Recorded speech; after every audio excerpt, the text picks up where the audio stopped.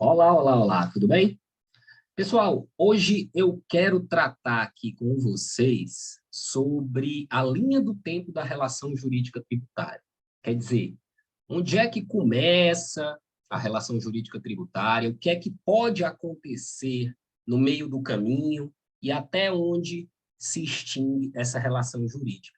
Nós, aqui no direito brasileiro, não temos muito a tendência ou a tradição acadêmica de analisar a relação jurídica tributária como uma relação única sob os diversos aspectos. A gente tende, academicamente, a fracionar a análise da relação jurídica tributária em em diversas etapas dessa relação jurídica. Então, a gente analisa muito o enfoque da obrigação tributária, do crédito tributário, analisa muito o enfoque separadamente dos sujeitos da obrigação tributária, mas a gente se esquece de analisar a relação jurídica como um todo. Então, às vezes, na cabeça do aluno, fica um pouco confuso visualizar como é que essa relação jurídica surge, e você já sabe que ela surge da lei, né? Mas quais as circunstâncias, quais as peculiaridades que animam o surgimento dessa relação e como ela se desenvolve aí durante o tempo, durante o seu caminho processual. Portanto, hoje a gente vai trazer aqui um pouquinho, eu vou fazer aqui juntamente com vocês uma linha do tempo, uma espécie de mapa mental em que a gente vai poder analisar passo a passo a relação jurídica tributária. Vamos lá? Vamos lá. Então, meus queridos e minhas queridas, a relação jurídica tributária, você sabe que ela se diferencia da relação jurídica civil, né?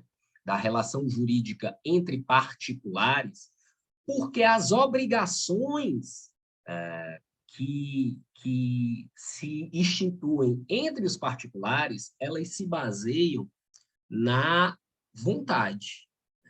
Elas se baseiam no ato de vontade daquelas pessoas que se obrigam. Então, os contratos particulares, eles se impõem em decorrência da vontade dos contratantes. No âmbito tributário, você sabe que não é assim. A relação jurídica tributária, ela não é ex voluntate, ela é ex lege. O que é que isso significa dizer? Que ela decorre diretamente da lei, ela não decorre da vontade das partes. Então, existe uma lei por trás, uma lei que é o nascedouro, que é a fonte dessa relação jurídica tributária. E o que é que essa lei faz? Essa lei prevê o que a gente chama de hipótese de incidência. O que é isso, Tiago? Hipótese de incidência nada mais é do que uma situação que a lei prevê, está prevista lá em lei, você sabe que lei é um comando jurídico geral e abstrato, a lei prevê lá uma hipótese, e uma vez ocorrida essa hipótese no mundo real, uma vez caracterizada de fato, efetivada essa hipótese no mundo físico, fenomênico, nasce a obrigação tributária. Então, por exemplo, a hipótese de incidência é auferir renda. Quem auferir renda será obrigado a recolher, a pagar imposto de renda. Então, qual é a hipótese de incidência? Auferir renda. É uma hipótese, é algo que a lei prevê de maneira genérica e abstrata. Pode ocorrer ou não. Se não ocorrer, não nasce a obrigação. Se ocorrer, nasce a obrigação. Então, essa hipótese de incidência, para que ela se materialize, para que ela exista, para que ela dê nascimento à obrigação tributária, faz-se necessária a ocorrência dela no mundo físico, no mundo real. E essa ocorrência se dá com a observância do fato gerador. Deixa eu aumentar aqui um pouquinho, né? Que ficou pequeno. Pronto. com a observância do fato gerador. Então, a hipótese de incidência nada mais é do que o chamado fato gerador em abstrato. Por quê? Porque a hipótese de incidência é aquela previsão legal, geral, mas ela ainda não ocorreu, ela só existe lá na lei. Quando ela ocorre, nós falamos em fato gerador. O fato gerador, portanto, é a ocorrência no mundo real, no mundo material, daquela hipótese prevista em lei. Hipótese de incidência. Quem auferir renda terá que pagar imposto de renda. Fato gerador. Recebi meu salário, realizei no mundo dos fatos aquela hipótese legal. Com o fato gerador, aí sim, com o fato gerador, surge a obrigação. Espera aí, estou apanhando aqui do sisteminha de gerar. Pronto, acho que agora vai. Não, não foi. Deixa eu ver aqui, se eu volto. Com o fato gerador, não está funcionando. Então, peraí. Vamos voltar tudo. Pronto. Com o fato gerador, agora sim. Com o fato gerador, nasce a obrigação tributária. Obrigação tributária. Aqui é que se caracteriza, de fato, a relação jurídica tributária entre o sujeito ativo. Quem é o sujeito ativo da relação jurídica tributária? É o Estado. É a pessoa jurídica de direito público que tem a competência tributária. Professor, mas pode ser que no polo ativo da relação jurídica tributária tem outra pessoa jurídica de direito público que não tem competência tributária, fenômeno da parafiscalidade? Pode, tá? Pode. Mas, em essência, o sujeito ativo da relação jurídica tributária é o Estado. É o ente político dotado de competência constitucionalmente deferida para criar e cobrar tributos. União, Estados, Distrito Federal e municípios. Pode haver a delegação da competência tributária? Não. Competência tributária é indelegável. Pode haver a delegação da capacidade tributária ativa. A delegação de ocupar o polo ativo da relação jurídica tributária entre pessoas jurídicas de direito público, por exemplo, entre a União e uma de suas autarquias. Tá certo? Então, a relação jurídica tributária, ela inaugura, ou melhor dizendo, desculpa, a obrigação tributária, ela inaugura a relação jurídica tributária entre Estado e o sujeito passivo, que nós vamos chamar aqui genericamente de contribuinte, sabendo que pode ser também o responsável tributário, né? Então, vamos lá. Só recapitulando aqui, ó. Hipótese de incidência é aquela previsão na lei genérica e abstrata que pode dar início à obrigação tributária, mas para que ela dê início à obrigação tributária, faz-se necessária a ocorrência no mundo real do fato gerador. Ocorrido o fato gerador, nasce a obrigação tributária, inaugurando a relação jurídica entre Estado e contribuinte ou sujeito ativo e sujeito passivo da relação jurídica tributária. Professor, mas essa relação jurídica tributária, ela já é líquida? Ela já é exigível? Ela já pode ser traduzida em aspectos reais, em números, em uma cobrança efetiva? Ainda não. Para que essa obrigação tributária aqui se transforme no crédito tributário, nós precisamos ter uma outra Deixa eu ver se eu consigo colocar aqui. Nós precisamos ter um outro aspecto da relação jurídica tributária, que é o... Deixa eu ver se assim eu consigo. Que é o...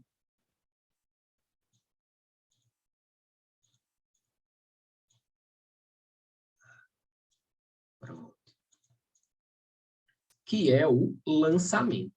O lançamento é o procedimento administrativo em que, no exercício da autotutela, o poder público, a administração, o fisco, vai verificar a validade, a legitimidade daquela obrigação tributária e vai dizer que aquela obrigação ela é líquida, ela é certa e, portanto, ela vai se constituir no que nós chamamos de... Opa, assim não vai dar para ler, né?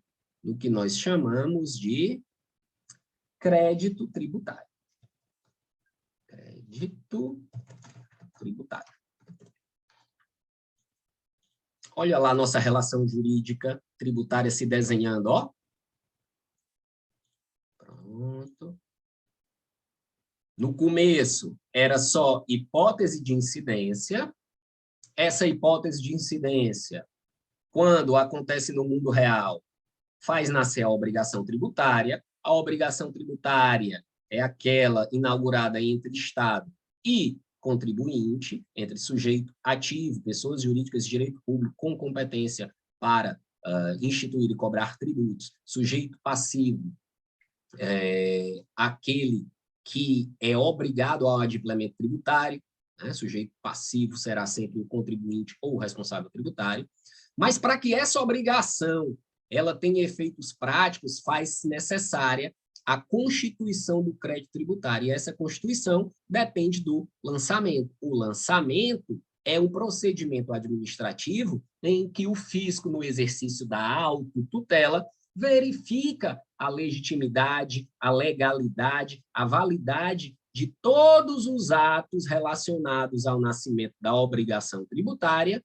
e, a partir daí, calcula o valor do tributo devido, a alíquota aplicável, o sujeito passivo, informa a data de recolhimento do tributo, o meio como o tributo vai ser recolhido, quer dizer, é a materialização da prática da obrigação tributária no crédito tributário, né? A gente pode até fazer uma comparação assim, teórica, dizendo assim que o fato gerador está para a hipótese de incidência como o crédito tributário está para a obrigação tributária. O fato gerador é a materialização no mundo real da hipótese de incidência. O crédito tributário é a materialização no mundo fenomênico de cobrança, de efetividade da obrigação tributária. Ok? Então, vamos seguir lá. Depois do crédito tributário, quando o crédito tributário é constituído, o sujeito ativo da relação jurídica tributária, ou seja, o fisco, ele vai cobrar o tributo do sujeito passivo. E esse sujeito passivo vai fazer o quê? Ele pode pagar o tributo. Se ele pagar, o que é que acontece? Extinção do crédito tributário. Extinção do crédito tributário. Vou botar CT, só para... Extinção do crédito tributário. Né? O pagamento é uma das formas de extinção do crédito tributário, é a forma de extinção natural de qualquer relação jurídica de caráter pecuniário. Mas pode ser que o contribuinte não pague. Pode ser que o contribuinte não pague, por exemplo, por achar que não deve aquele tributo, ou que não deve no montante que está sendo exigido, né? Então, o contribuinte vai e não paga. Se ele não paga, Se o contribuinte não paga, tem duas hipóteses. Ou ele não paga porque ele quer discutir aquele tributo administrativamente, então ele entra com recurso administrativo, né, impugnação administrativa do tributo, ou ele não paga simplesmente porque não tem dinheiro ou porque não quer pagar, se mantém inerte. Vou botar aqui inércia.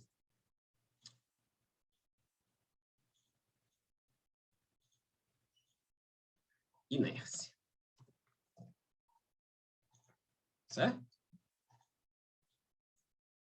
Se o contribuinte não paga porque recorreu administrativamente, o que é que vai acontecer com aquele crédito tributário? Na pendência do recurso administrativo,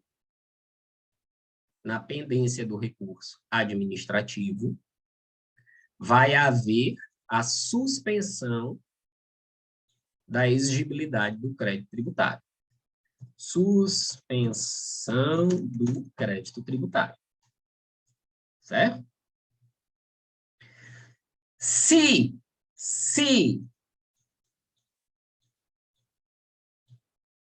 professor, mas é só se for um recurso administrativo? Não, existem outras hipóteses de suspensão, né? Ele pode não pagar, mas garantir o juízo, né? Depositar em juízo o montante do débito. Ele pode não pagar, mas oferecer um bem à penhora. Ele pode não pagar, mas oferecer um seguro garantia. Né? Ele pode não pagar, mas parcelar o débito. Então, eu quero fazer isso aqui. Isso. Ele pode se valer de outras hipóteses de suspensão do crédito tributário.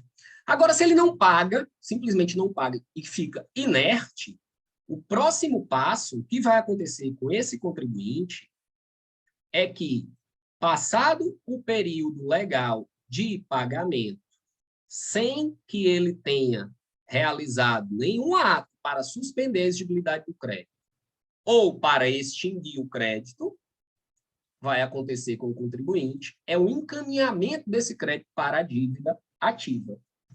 Então, esse crédito tributário vai ser inscrito em dívida ativa. E o que é que significa escrever em dívida ativa? Significa, uma vez mais, a administração fiscal observar as condições de validade, de legitimidade da cobrança daquele crédito, exercício da tutela administrativa, e, em decorrência disso, instituir, criar, né, um título executivo extrajudicial, que é a CDA. Então, a inscrição em dívida ativa, ela leva à criação, ao surgimento da certidão de dívida ativa. E a certidão de dívida ativa é o título executivo para a cobrança do crédito tributário em uma ação judicial. Uma ação judicial de execução fiscal. É uma ação de rito próprio, mais célere do que a execução comum do CPC. É uma ação em que há uma série de prerrogativas em prol do fisco, em prol da administração pública, na cobrança desse crédito tributário. A ação de execução fiscal, ela vai ter o seu curso.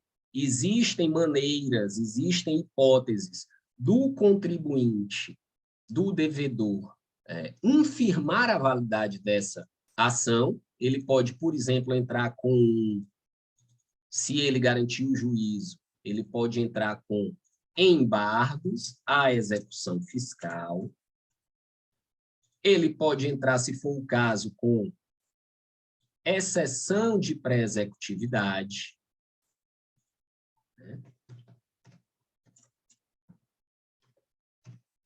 executividade. Ele pode entrar ainda com uma ação anulatória do débito fiscal. Então, vejam, existe uma série de providências que o contribuinte pode, o devedor tributário, né, pode tomar para infirmar a validade da execução fiscal. Após o término da execução fiscal, após o julgamento da execução fiscal, aí sim, havendo... Como é que eu coloco aqui para ver que é? Então, peraí. Vou botar assim. Aí sim, mantendo-se a validade da execução fiscal, vão ser realizados os atos de constrição para o adimplemento do crédito tributário, né? Vai haver penhora, leilão daquele bem, do bem que garante o juízo, ou vai haver, se o contribuinte conseguir provar que tem razão, vai haver a extinção do crédito tributário pela nulidade do título executivo, que é a certidão de dívida ativa. Certo? Então, gente, assim, em linhas gerais, claro que existem outros aspectos ainda da relação jurídica tributária que nós devemos analisar, né?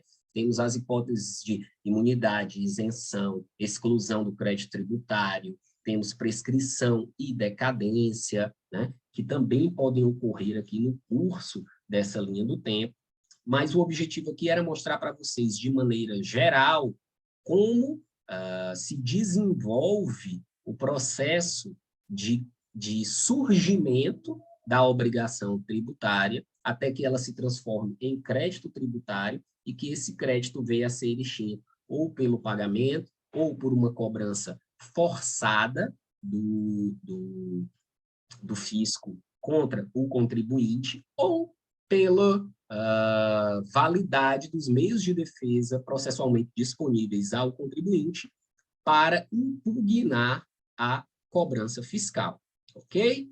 Então, é um mapinha aqui para vocês terem uma noção, uma ideia geral de como se desenrola a relação jurídica tributária no nosso ordenamento jurídico, ok? Espero que tenha sido muito proveitosa essa nossa conversa. Me coloco à disposição para a retirada de quaisquer dúvidas. Me contactem aqui pelo canal, manda um e-mail para professortiagomelo@yahoo.com.br, me segue no Instagram com o arroba Thiago de Thiago de Melo, que a gente está sempre junto aí, trazendo as novidades do mundo do direito tributário e dos concursos públicos. Um abraço, estude que paz, até a próxima. Tchau, tchau!